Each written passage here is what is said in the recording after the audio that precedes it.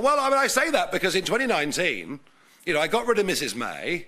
We formed the Brexit party. Within 6 weeks, Richard and I got rid of Mrs May.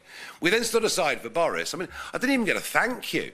It's set to be a big day on the election campaign trail.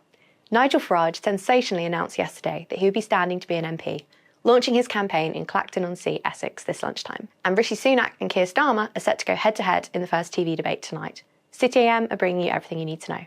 Nigel Farage's political career has taken him from being a member of the European Parliament to UKIP leader, Brexiteer, to having his own show on GB News.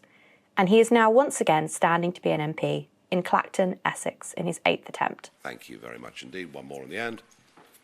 I will get to all of you, I promise.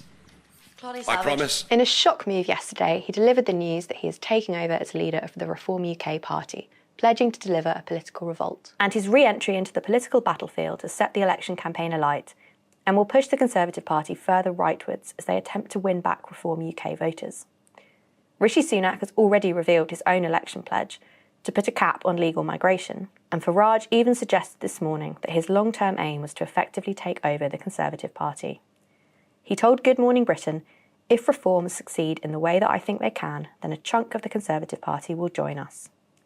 Meanwhile, Keir Starmer has said Labour would close the door on Russian leader Vladimir Putin by reducing Britain's reliance on fossil fuels from overseas. He reckons his party's plan to set up a publicly owned energy company, GB Energy, will help to protect the UK from fuel price spikes like those that followed Russia's invasion of Ukraine. Keeping the lights on and heating our homes should not mean leaving our front door open to Russia, he said.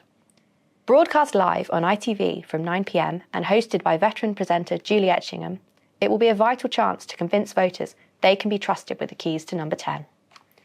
Just Sunak and Starmer will appear tonight, with a wider debate on the BBC on Friday.